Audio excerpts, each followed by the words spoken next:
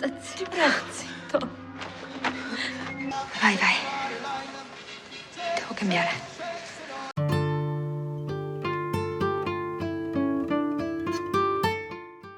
Scene diawali dengan diperlihatkannya sebuah acara pernikahan antara seorang duda dan juga seorang janda yang bernama Posko dan juga anak.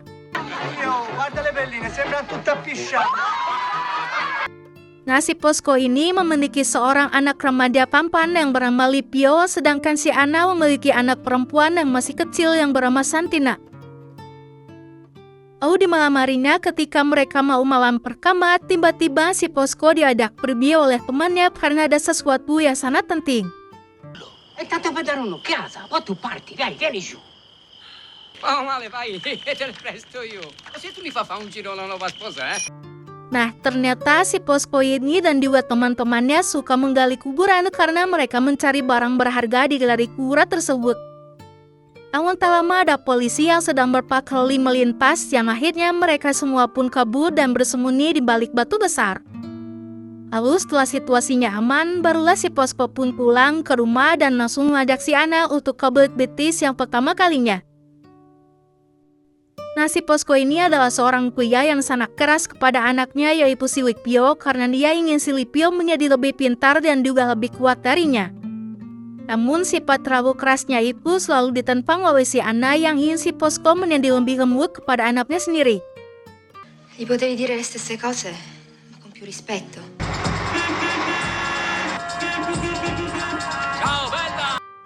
Lalu singkat cerita, si Posko pun harus pergi kerja ke luar kota yang membuat si Ana pun ditinggal sendirian di rumah bersama anaknya.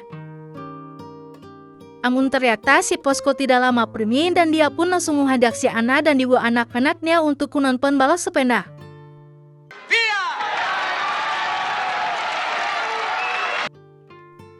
Nah, si Ana ini selalu pakai baju yang sangat aduhai banget yang membuat semua orang di sana pun sangat iri kepada si Posko karena bisa mendapatkan wanita secantik si Ana. Vestita apposta per farla vedere agli amici. Lalu singkat waktu, si Ana yang lagi nyembor tanaman malam-malam tiba-tiba dikawepin sama si Lipio yang lagi duduk di atas pohon. Nah, di situ si Lipio pun nanya kepada si Ana soal status dirinya terhadap si Ana dan si Ana pun langsung menjawab kalau Mia lebih suka menganggap si Lipio itu sebagai adik sepupu bukan sebagai anak. Namun jawaban tersebut membuat si Lipio pun sangat senang dan juga bahagia ya. Intanto la domenica ci veniva a trovare. Era bellissimo. Buonanotte Tarzan, innamorata. Lalu nih keesokan harinya ketika cuaca sedang panas-panasnya membuat mereka pun jadi saling siram air satu sama lain dan itu adalah pertama kalinya si Lipio bisa menyentuh si Ana. Namun setelah itu mereka pun mendapatkan kabar kalau Posko ditangkap polisi karena terkawan gali kuburan tadi malam. Nah, hal tersebut membuat si Ana jadi sedikit sedih, namun si Posko meyakinkan kepada si Ana kalau dia nggak bakal lama-lama bakal dibebasin dan bisa berkumpul lagi bersama si Ana. Sta tranquilla, passerina. Più di tanto non mi terranno. Figurati.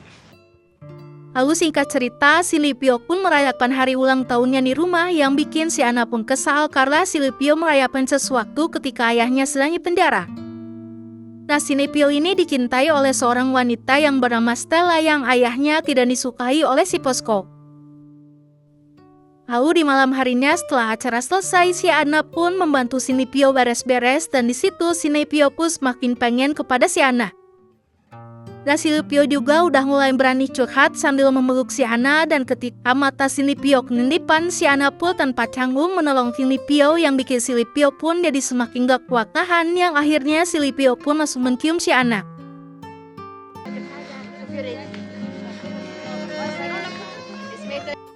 Nah, setelah ciuman pertama itu bikin si Lipio pun ketagihan dan dia pun langsung memaksa si Ana untuk pamilit betis dengan dirinya. Namun si Ana nggak mau memenuhi permintaan si Lipio tersebut karena dia takut karena mereka diketahui oleh orang lain. Lalu si Lipio pun menyuruh si Santina untuk membujuk si Ana nonton ke bioskop. Namun si Ana masih nggak mau dan kali ini si Ana langsung kukutus kepada si Lipio dan tidak menggunakan anaknya sebagai alat untuk meraihnya. Ma allora sei innamorata anche te? Nah, gara-gara itu membuat si Lee Pyo Kun galau dan dia pun langsung mabok parah di malam harinya, bahkan dia nggak mau dihadap Bonnet Deti sama Sistema. Terus setelah itu si Lee Pyo pun pulang ke rumah karena dia mau ganti baju. Nah sayangnya rumah itu dikunci sama si Ana. Itu membuat si Lee Pyo Kun harus memecahkan kaca jendela tersebut agar bisa masuk. Dan setelah itu, si Ana pun meminta maaf kepada si Lee Pyo yang membuat si Lee Pyo pun jadi nggak tahan lagi dan akhirnya mereka pun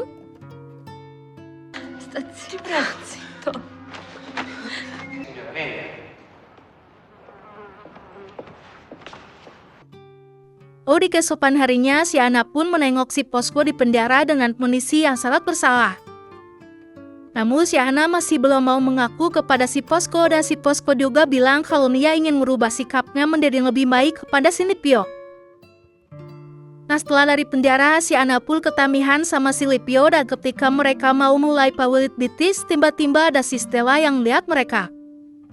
Namun si Ana nggak peduli soal hal itu karena ya penting bisa berdua sama si Lee Pyo. Lalu setelah itu si Ana pun mendapatkan kabar kalau si Posko akan dibebaskan di keesokan harinya. Dan si Ana langsung tiba-tiba mengaku kepada kapannya si Posko yang bernama Fernanda. Nah di sini si Fernanda sangat kecewa dengan apa yang sudah dilakukan sama si Ana. Dan dia juga menyarankan kepada si Ana agar tidak bilang kepada si Posko dan di keesokan harinya si Posko pun bebas dari penjara. Mettetemi su! Voglio andare a baciare la spiaggia!